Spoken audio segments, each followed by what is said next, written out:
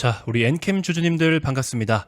자, 오늘 내용은 여러분들 대충 들어서는 이해하기 어려운 내용일 수 있습니다. 그렇기 때문에 좀 진지하게 시청하실 수 있는 환경을 세팅을 해두시고 들어주시길 바라겠습니다. 자, 그렇게 들으셨을 때 여러분들 그만한 가치가 있는 영상이라고 저는 생각을 해요. 매우 중요한 내용들을 말씀을 좀 드릴 거니까 진지하게 꼭 끝까지 시청을 좀 해주시길 바라겠습니다. 자, 일단 머니코드 채널에서 저 김 대표의 엔캠 영상을 여러분들께서 뭐 얼마나 보셨는지는 모르겠지만 보시는 것처럼 기존에 엔캠 투자 전략서라고 해서 5월 30일자 기준으로 작성을 해가지고 여러분들께 주요 투자 포인트라든지 관련된 내용들 전체적으로 정리를 좀 해드렸었고, 그 다음에 최근 현황 해서 여기 보시면 화면에 28만 500원일 때 여러분들께 말씀을 드렸습니다. 그러면서 전환사채 관련된 내용이라든지 주가가 사실 좀 불안한 위치에 있기 때문에 대응 전략적인 측면에서는 자연스러운 조정 시에 25만원까지는 열고 봐야 되는데 25만원을 이탈할 때는 손절을 좀 하시는 게 좋을 것 같다라고 말씀을 드렸고, 극단적으로는 20만원까지는 빠질 수가 있기 때문에 그 가격 이하로는 일단 보유하지 않는 게 좋을 것이다라는 내용까지도 설명을 다 드렸었습니다. 자, 결과적으로는 제 뷰가 맞았어요. 근데 물론 제 영상을 보고도 대응 못하신 분들이 있고 뭐 못 보셨던 분들도 있을 수 있으니까 그냥 지금 현재 시점에서 뭐 내가 맞았네 누가 맞았네 이런 걸 따지기보다 지금 어쨌든 들고 계신 분들은 뭐 대응 전략이 됐든 분석 내용이 됐든 올바른 정보를 전달을 받으셔야 되지 않겠습니까? 자, 그래서 그런 부분들을 이 영상에 싹 다 담아 드리도록 할 겁니다. 영상 꼭 끝까지 집중해서 시청을 좀 해주시면 대단히 고맙겠습니다. 자, 뭐 다 아시겠지만 엔캠은 뭐 하는 회사입니까 여러분들? 전해액을 생산하는 기업입니다. 기본적으로 배터리 4대 핵심 소재가 뭡니까? 배터리 4대 핵심 소재, 양극재, 음극재, 분리막, 전해액이에요 여러분들. 전해질이라고도 표현을 하시는 분들이 있는데 조금 더 정확하게 말씀드리면 완제품이 전해액인 거고요. 이 전해액이라는 것은 전해질과 첨가제와 용매를 혼합해서 만드는 게 전해액이 되는 거예요. 이거 꼭 기억하셔야 됩니다. 자, 그렇기 때문에 조금 더 정확한 명칭은 뭐다? 전해액이 맞습니다. 자, 배터리의 원가의 비중적인 측면에서는 양극재가 40에서 45% 정도까지 차지를 하고 있고, 과거에는 전해액이 한 13% 정도의 수준이었는데 현재는 18에서 19%대까지도 비중을 차지하고 있습니다. 결코 적지 않은 비중이에요. 자, 비중 자체는 양극재가 매우 높지만 솔직히 이 4대 핵심 소재 중에서 어떤 소재가 배터리에 더 중요한 영향력을 행사하고 있을까요? 대부분 많은 분들이 양극재라고 생각을 하시거든요. 물론 중요해요. 중요한데 전문가들의 의견은 다릅니다. 화학 파트 쪽이라든지 배터리 업계의 전문가들은요, 전해액이 조금 더 중요한 소재다라고 이야기를 하고 있어요. 원가의 비중은 얘가 더 높을 수 있겠죠. 하지만 성능과 영향력을 따지자면 전해액이 그만큼 더 중요하다라고 이야기하시는 전문가들도 상당히 많습니다. 자, 기본적으로 배터리를 개발하는 개발자들이 최종 양산 검증 프로세스에서 주요 성능 중에서 뭔가 조금 부족한 부분이 있다. 우리가 이제 A라는 배터리를 개발을 했는데, 예를 들어 우리가 A라는 배터리를 개발을 했는데 이 배터리가 최종적으로 양산을 앞두고서 검증하는 그 단계에서 뭔가 모르게 성능이 조금 부족한 것 같다. 그럴 경우에는 뭐를 가지고 컨트롤하는지 아십니까? 전해액에 대한 레시피를 컨트롤해서 배터리의 전체적인 성능을 보충해서 원하는 눈높이까지 끌어올립니다. 배터리의 종류도 되게 다양하잖아요. 여러분들 기본적으로는 뭐 그냥 3원계 배터리, 그 다음에 LFP 리튬 인산철 배터리 이 정도만 생각을 하실 텐데 그게 아니고 그 안에서도 굉장히 세부적으로 정말 많이 쪼개져 있습니다. 뭐 유형은 대표적으로 각형이냐, 파우치형이냐, 원통형이냐 이런 거 있겠지만 이런 대분류 말고 좀 더 디테일하게 소분류로 들어가면 분류가 정말 많습니다. 자, 그렇게 분류가 많은 이유는 뭐예요? 결국에 고객의 니즈가 계속 변화하기 때문에 그로 인해서 배터리 셀 기업들이나 완성차 기업들이 자꾸 요청을 하고 요구를 하고 또 자기들이 직접 개발한 것들에 대한 레시피나 표준 기준치들을 이러한 소재 기업들에게 전달을 해서 생산을 해와라 라고 또 브랜딩을 하기도 하고요. 자, 어쨌든 고객의 니즈는 계속해서 변화하고 있기 때문에 그때그때마다 각각의 소재별로의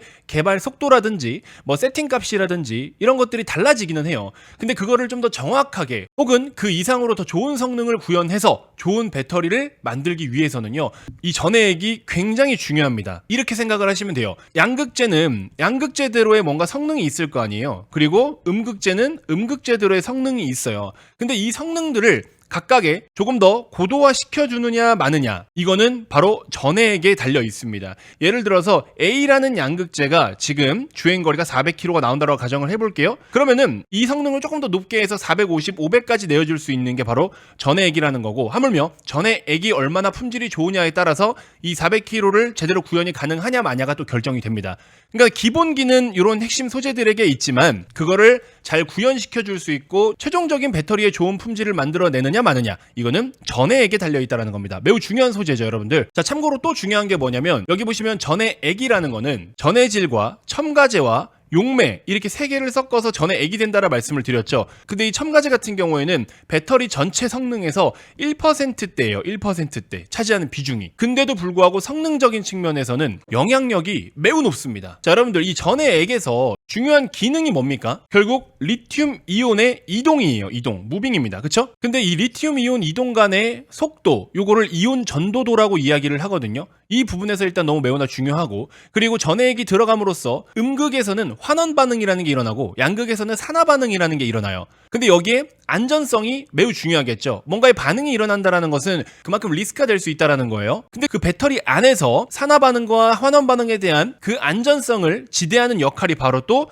전해액입니다. 이게 너무 중요한 소재예요. 이 정도로 중요한지 여러분들 뭐 알고 계신 분들도 있겠지만 모르시는 분들도 상당히 많으실 거예요. 자, 말씀드린 이온 전도도라든지 충전 속도, 사용 온도, 그 다음에 범위, 안전성, 이런 모든 것들이 사실 배터리에서 가장 중요한 역할을 하는 거 아니겠습니까? 이 모든 컨트롤을 하는 게 바로 전해액이다라는 겁니다. 자, 그렇기 때문에 정말 중요한 소재인 거는 맞아요. 신제품을 개발하는 과정에서도 파이널 튜닝을 할 때 전해액 레시피를 조정할 수밖에 없습니다.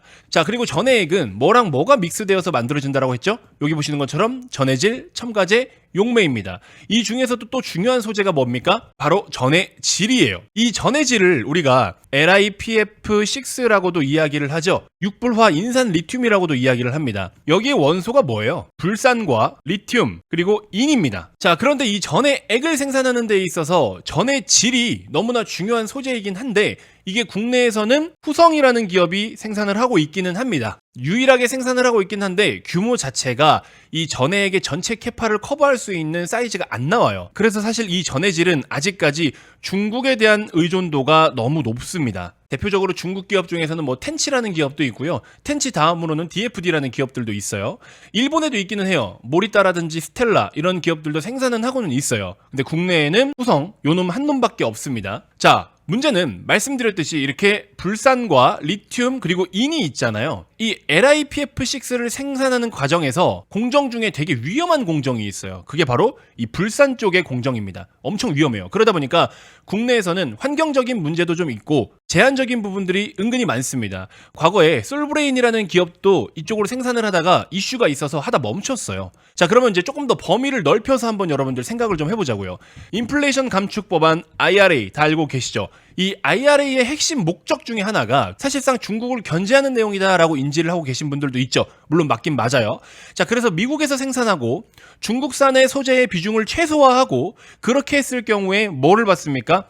세액공제 혜택 AMPC라는 것을 수령을 할 수 있게 됩니다. 자, 이런 보상이 따르고는 있기는 있지만 이 전해액이라는 것은 그만큼 너무나 중요한 소재라고 위에 설명을 제가 다 드렸는데 솔직히 말하면 전해액 기준으로 했을 때 밸류체인에 있어서 내재화랑 수직 계열화가 아직까지 이루어지지 못한 거죠. 전해질과 첨가제 용매 모두 다 자체적으로 생산을 할 수가 있냐? 안 됩니다. 지금 안 돼요. 앞으로도 솔직히 말하면 어려운 부분들이 좀 많습니다. 자, 그래서 일부 전문가들의 인터뷰에 따르면 미국 현지 내에서 배터리를 생산을 할 때 가장 취약한 소재가 뭐냐라고 질의를 한 부분이 있는데 거기에 전해액이라고 대답한 답변이 압도적인 비중을 차지했다고 합니다.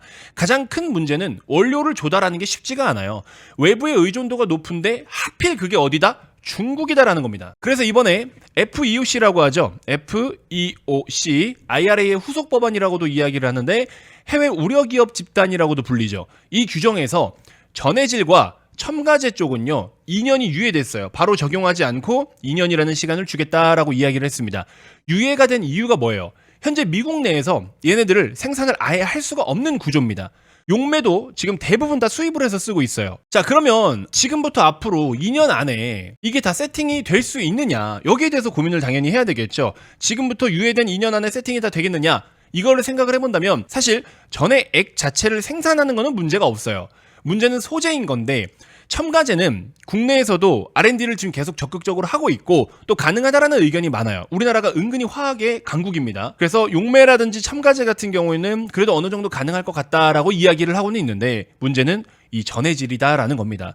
이 세 가지의 소재를 섞어야지 전해액이 되는 건데 두 가지는 어느 정도 내재화가 되겠지만 이 전해질은 도저히 해결 방안이 보이지 않고 있다라는 겁니다. 뭐 어느 정도는 국산으로 대체가 가능성이 예상이 되기는 하지만 당장 이 2년이라는 시간 안에 전해질이 중국의 비중을 크게 낮춘다? 이건 사실상 단기간 안에 불가능하다라고 합니다. 자, 말씀드렸다시피 이 불산 같은 경우에는 안전 문제로 인해서 국내에서는 캐파 자체를 늘리는 건 어려워요. 근데 말씀드렸던 후성 같은 기업은 미국 현지에다가 증설을 하냐 마냐 고려는 좀 하고 있기는 한데 근데 이제 문제는 뭐냐면 말씀드렸던 LiPF6 이 소재를 만들기 위해서 필요한 기초 소재가 미국 현지에서 조달이 안 돼요. 없어요.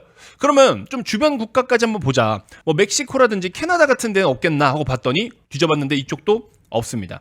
자, 그러다 보니까는 이 전해질을 생산하는 게 핵심 키가 될 것 같기는 한데 그러면 미국의 규제 내에서 중국이 아닌 유럽 국가나 타 국가들로부터 조달이 가능한 곳은 없느냐라고 했을 때 유럽에 일부 작은 기업들이 있는데 그 유럽 기업들이 우리나라 배터리 기업들에게 다 공급을 해줄 만큼의 캐파가 안 됩니다. 그만큼의 양이 안 돼요. 자, 아무튼 이런 부분들은 앞으로 회사들이 뭐 차차 해결을 해나가야 될 문제들이라고 저는 생각을 합니다. 그래서 너무 좋은 것만 보지 마시고 이렇게 어떤 부분에서 지금 브레이크가 걸리고 또 고민거리가 많은지 회사 입장에서 한번 생각을 또 해볼 필요도 있다라는 걸 여러분들께 설명을 드려보고 싶었던 거고 자, 그러면 지금부터 이제 주식 단으로 놓고 봤을 때 무엇이 중요하겠느냐 이 전해액이라는 소재가 배터리의 4대 핵심 소재이면서 매우 중요한 역할을 해주는 거는 맞는데 그렇게 중요한 역할을 하고 있음에도 불구하고 주요 고객사들과 그러니까 거래처와의 관계에 있어서는요 사실 여전히 을입니다. 왜냐하면 이 전해액에 대한 레시피를 셀 기업들이 지정을 해주기 때문이에요. 우리가 이러한 전해액을 개발을 했으니까 이거를 좀 써주세요. 니네 이거 쓰면 좋은 배터리 만들 수 있을걸? 이런 게 아니라 배터리 셀 기업들이 연구를 다 해서 거기에 대한 레시피를 전해줍니다. 그러면 그걸 가지고 좋은 품질로 좋은 원가를 가지고 만들어내는 일을 하는 거예요. 그러다 보니까는 코스트적인 측면에서 비용적인 측면에서 완전 또 자유롭지는 못하겠죠.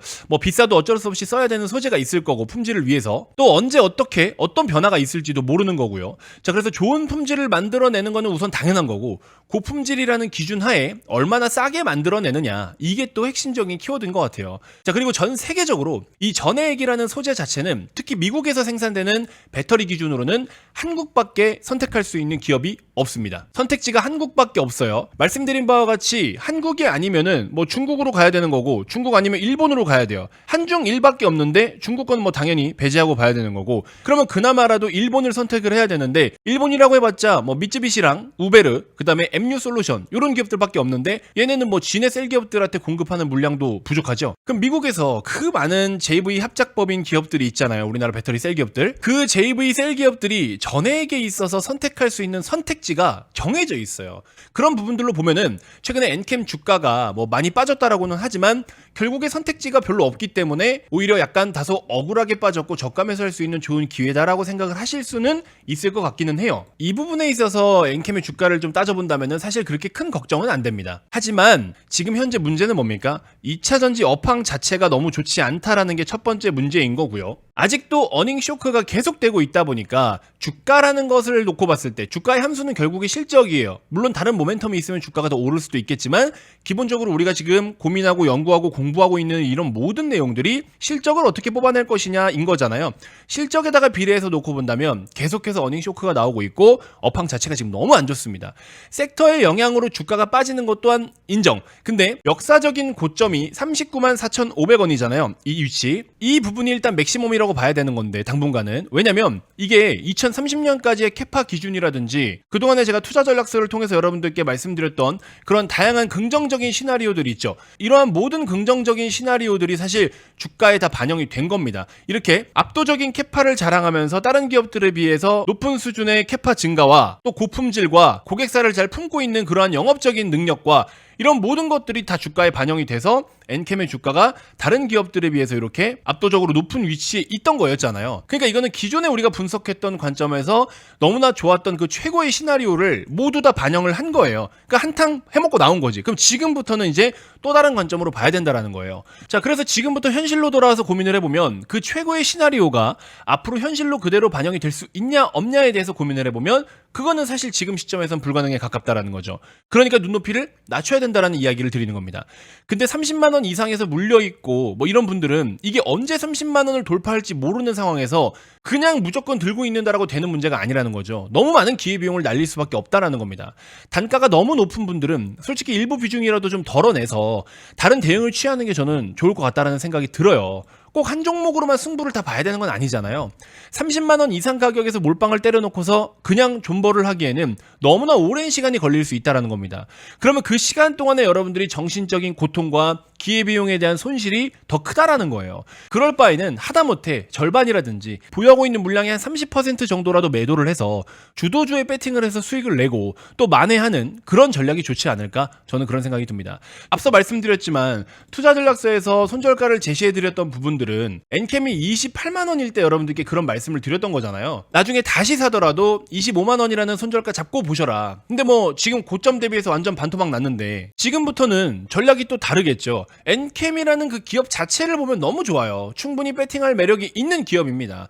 하지만 2차전지라는 산업 때문에 기업에 대한 눈높이를 낮춰야 되는 부분과 시장 영향으로 업황이 쉽게 돌아서지 못하는 리스크까지 감안을 한다면 솔직히 말하면 쉽지만은 않을 거다라는 겁니다. 적어도 이 전고점까지 가는 거에 있어서 뭐 잠깐 반등 나오는 건 나오겠지. 근데 이 전고점까지 혹은 30만 원을 넘어서는 시나리오에 대해서 말씀을 드리는 거예요. 제가 지금까지 설명드린 엔캠이라는 이 기업에 대한 내용은 이미 앞에 35만 원까지 상승할 때 다 반영한 내용이다라는 거. 이 이상의 기대감이 새롭게 형성이 되지 않는 이상 40만 원대의 진입은 당연히 무리입니다. 여러분들 에코프로나 에코프로 BM 같은 종목들도 한번 보십시오. 한참 주가가 올라가고 중간중간에 살짝 조정받을 때는요. 정말 좋은 시나리오 많았고 더 크게 될 것 같고 사람 심리가 그래요. 오를 때는 더 갈 것 같고 내릴 때는 더 빠질 것 같고 그게 인간의 심리입니다. 근데 현실은 그렇지가 않잖아요. 왜 이렇게 됐을까요? 업황과 기업에 대한 내용을 전혀 고려하지 않았기 때문입니다. 내용을 업데이트하지 않았기 때문에 그래요. 종목을 배팅할 때 분석하는 그 여러 가지 항목들이 있을 거 아니에요. 그런 항목들을 쭉 나열했을 때 한번 생각을 해보세요. 여러분들이 들고 있는 주식이 장점이 많은지 단점이 많은지. 제가 어제 조선주에 대한 브리핑을 좀 해드렸지만 조선주 같은 경우에는 지금 장점이 더 많잖아요. 그러니까 주가가 이렇게 잘 가는 겁니다. 엔캠은 솔직히 말하면 반반일 것 같아요. 왜? 가격적인 측면에서는 안 좋은 게 더 많은데 가치적인 측면에서는 그래도 좀 좋은 것들이 많아. 하지만 눈높이는 좀 낮춰야 돼. 그러니까 주가가 빠질 수밖에 없다라는 겁니다. 어떤 하락장이고 어려운 시장이든지 간에 주도주라는 거는 꼭 항상 있어요. 내일 제가 주도주에 대한 브리핑을 해드릴 건데 엔캠도 주도주의 역할을 했었어요. 근데 왜 지금 이 모양 이 꼴이 됐는지 주도주라는 키워드 안에서 설명을 한 번 더 드릴 거예요, 내일. 그러면 엔캠이 주도주 역할이 왜 진작 끝났는지를 알게 되실 겁니다. 자, 다시 말씀드립니다. 엔캠 좋은 기업인 거는 인정. 하지만 주가, 가격적인 측면에서는 솔직히 말하면 두렵다라는 거. 물론 하루 이틀 반등 나오고 양봉 좀 뛰고 뭐 그런 거 가지고 말씀드리는 건 아니에요. 추세와 방향 자체를 말씀드리는 거고 업황을 고려해서 기업에 대한 가치가 시세에 제대로 묻어나느냐 이걸 지금 말씀드리는 겁니다. 지금부터 17만 원 부근에서 어떻게 자리를 잡느냐 그리고 어떻게 방향을 전환하느냐 이거 너무 중요할 것 같습니다. 뭐 추후에 전량 매도를 해서 교체를 하시던 아니면 일부 물량만 매도해서 교체를 하시던 마음 먹고 다음 매수할 종목에 대한 도움이 좀 필요하시다 하시면 저한테 연락을 주세요. 편하게 연락 주셔도 되십니다. 제가 자꾸 자랑만 한다라고 느끼시는 분들이 많으실 것 같은데요. 자랑이 아니라 현실이잖아요. 단순하게 열등감만 느끼지 마시고 왜 저 양반은 2달째 영상에서 조선주 왜 계속 외쳤을까? 그리고 왜 그 주식은 자꾸 이렇게 날아갈까? 장도 안 좋은데. 그리고 왜 내가 보유한 주식만 이렇게 고꾸라질까? 이 차이점을 한번 생각을 해보시라는 거예요.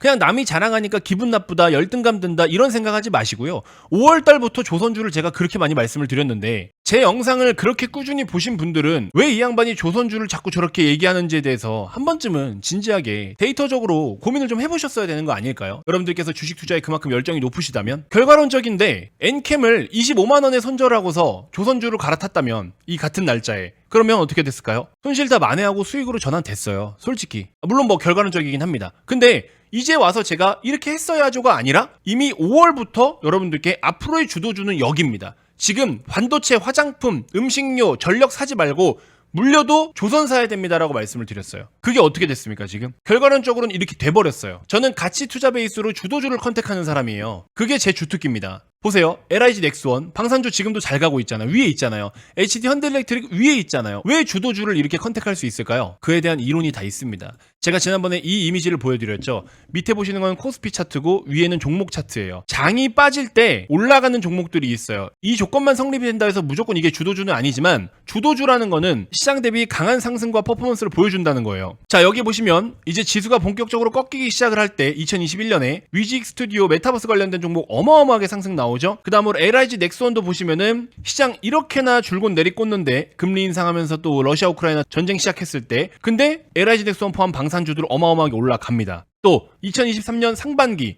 지수는 그냥 빌빌빌. 근데 에코프로 어때요? 1000% 이상 올라갔죠? HD 현대일렉트릭 시장과 무관하게 나홀로 어마어마한 폭등 지금까지도 보여주고 있습니다. SK하이닉스도 마찬가지로 지수 대비해서 더 큰 상승 나타나주고 있고 한미반도체 말해 뭐해죠? 마찬가지고요. 실리콘2 엄청난 폭등 보여줍니다. 이런 종목들 그쵸? 근데 더 대단한 건 뭔지 아십니까? 현대중공업 포함한 조선주들은 지금 시장 빠지는데 조선주 막 올라가죠. 이게 주도주라니까요. 지금 현재 주도주 제가 보유하고 있죠. 아직 끝나지 않은 주도주 보유하고 있죠. 현대일렉트릭 지금도 보유하고 있죠. 실리콘2 다 팔았지만 좀 전에 제가 뒤에 사진 보여드린 것처럼 시장 대비 엄청난 큰 상승 보여줬죠. 이게 주도주라고요. 여러분들 무슨 느낌인지 아시겠습니까? 제가 내일 교육을 한 번 더 해드리긴 할 건데 이게 뭐냐면 주도주가 한번 형성이 되면 평균적으로 주도주가 몇 거래일 상승을 보이느냐 거기에 대한 데이터인데요. 가장 많이 간 게 900일대입니다. 900일대 평균적으로는 500에서 600일대예요. 중간 수치가 그쵸? 잘 보세요 여러분들. SK하이닉스 차트거든요. 여기서부터 시작을 해서 꼭대기까지 며칠 갔습니까? 286일이 올랐어요. 한미반도체 볼까요?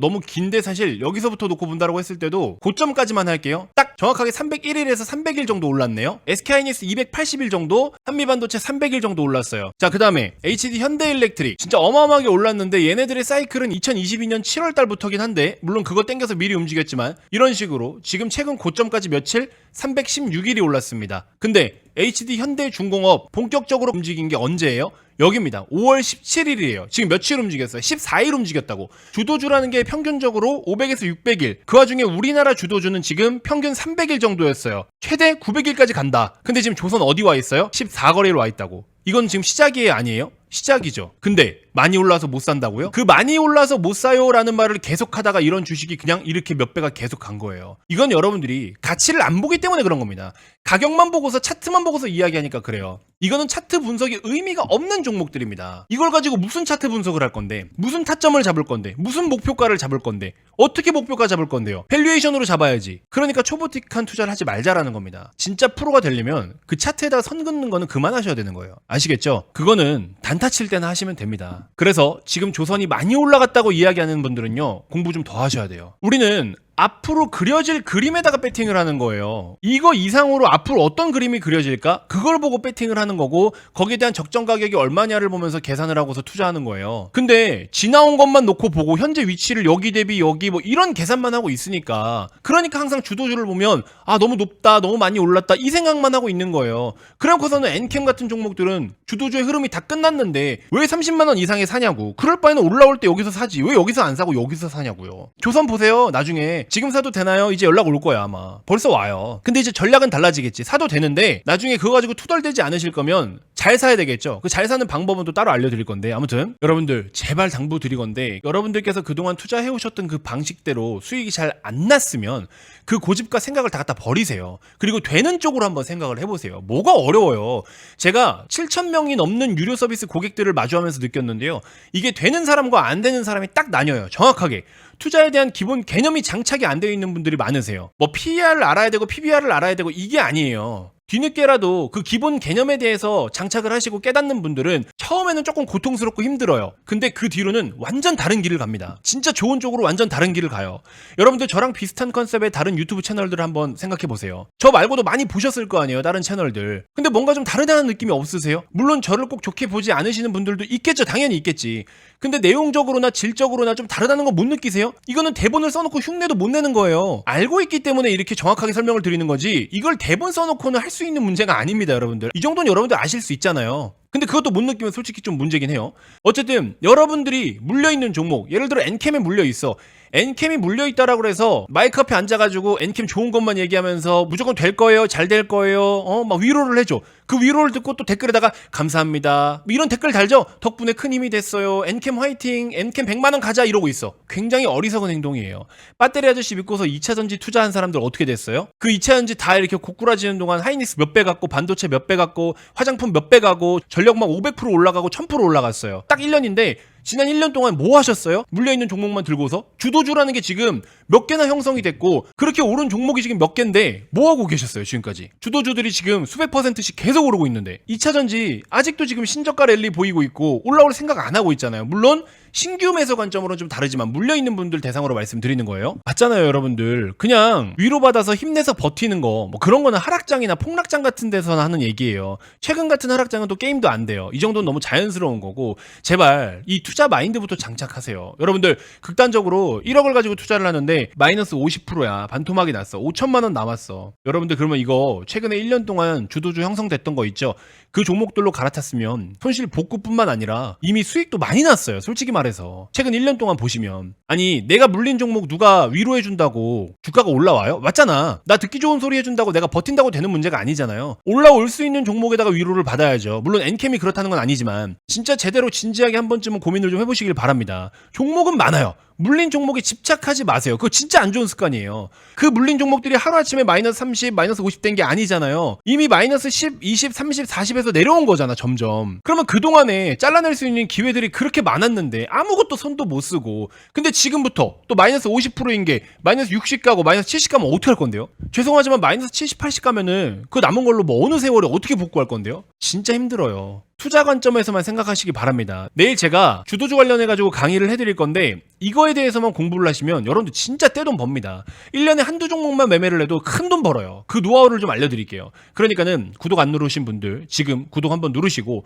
오늘 지금 이 영상에, 제 영상에 욕들 많이 하실 거예요. 또 이제 듣기 싫은 소리 했다고 할 사람들 하세요. 그렇게 욕하는 사람들은요 물려있는 본인보다 차라리 제가 나아요, 적어도. 근데 오늘 영상 듣고 내가 진짜 깨닫는 게 좀 있고 뭔가의 변화를 한번 좀 가져보고 싶다 하시는 분들, 좀 새로운 관점으로 주식을 들여다보고 나도 좀 제발 수익을 꾸준하게 내어보고 싶다 하시는 분들은요, 마인드를 좀 고치고 변화를 한번 가져보겠다 이렇게 진지하게 마음먹은 분들은 저한테 꼭 한번 연락 주십시오. 그 첫 단추가 잘 끼워질 수 있게 제가 한번 도움을 드려보도록 하겠습니다. 제가 분명히 말씀드렸죠. 구독자 1만 명 될 때까지는 여러분들께 도움 드릴 수 있는 거 싹 다 무료로 도움을 좀 많이 드리겠다고 약속을 했습니다. 벌써 8,640명입니다. 새로운 주도주부터 또 어떻게 대응할지에 대한 전략도 아주 자세하게 다 정리해서 제가 영상으로 좀 보내드리도록 할 테니까 천천히 한번 좀 따라해 보시죠. 아시겠죠? 어렵겠지만 여러분들 마음 먹으면 충분히 다 잘하실 수 있습니다. 그럼에도 불구하고 나는 뭔가 결정을 못 내리겠다 하시는 분들도 있겠죠. 뭐 그런 부분들은 제가 어떻게 도움 드릴 수 없는데, 그래도 한번 진지하게 변화를 좀 가져보고 잘할 수 있을 것 같다 싶으신 분들은 저한테 꼭 한번 연락을 주시길 바라겠습니다. 당장 다 매도하고 넘어가자라는 거 아니에요. 현실을 고려해서 도움을 드리는 거니까